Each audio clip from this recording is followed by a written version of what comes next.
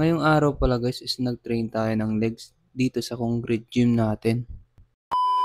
So ngayong araw nga guys is maaga tayong pumunta dito sa concrete gym natin dahil mag-workout na naman tayo. At ang i-workout natin ay ang legs natin.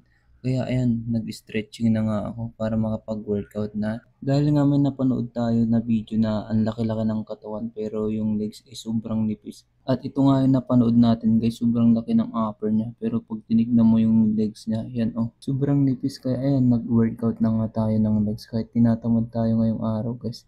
At lagi akong tinatamad pagka legs workout. Kaya ayan, pero ngayon is sinipagan na natin dahil nga napanood natin yung chicken legs na lalaki na sobrang laki ng upper.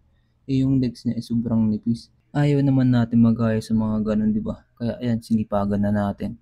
Pagkatapos nga natin nag-warm up set guys, nagdagdag naman na tayo ng plates para makapag-start na sa legs workout natin. So ang inuna natin workout is squats guys. Then dito ang ginawa natin is 12 repetition talaga. Bali sinagad-sagad ko yung repetition natin dito. Tapos 3 sets yung nagawa natin dito sa squats. At pinipilit natin hindi magkamali sa form natin at execution natin para maganda yung squats natin at maganda yung target dun sa muscle natin sa quads natin. Kasi kahit magaan lang yung binubuhat natin kung proper form at maganda yung execution, sulit yung workout pag ganun guys. At dahil nga napanood natin yung sobrang nipis ng quads niya, ayan napilitan pa ako mag-goblet squats kahit nag-squats na tayo dun sa malaking barbell natin. Pero ang ginawa naman natin dito is 2 sets lang at 10 repetition. Bali sinundot lang natin yung quads natin. Pagkatapos nga natin mag-goblet squats guys, ayan dumiretso naman na ako ulit dun sa malaking barbell natin.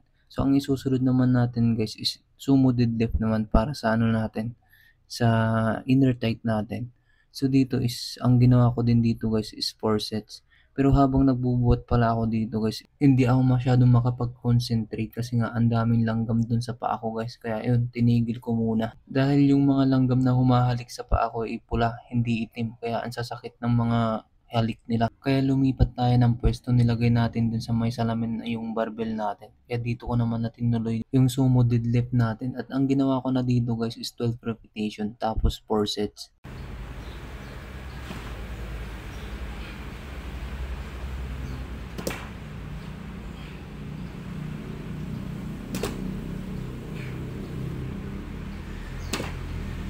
At pagkatapos natin nag-sumo deadlift, sinunod ko naman na yung natin guys, hamstring natin, nag-RDL tayo. At ang ginawa ko din dito guys is 4 sets tapos 12 repetition din.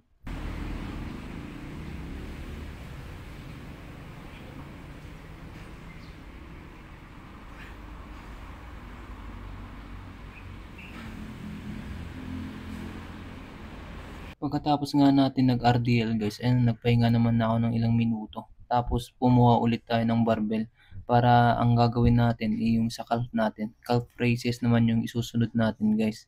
So ang ginawa ko naman sa calf raises guys is 4 sets din tapos 15 repetition. Buti napanood natin yung video na yun kundi hindi natin na-realize na ang pangit pala talaga ng magkaroon ng sobrang nipis na legs. Buti na lang. Ay,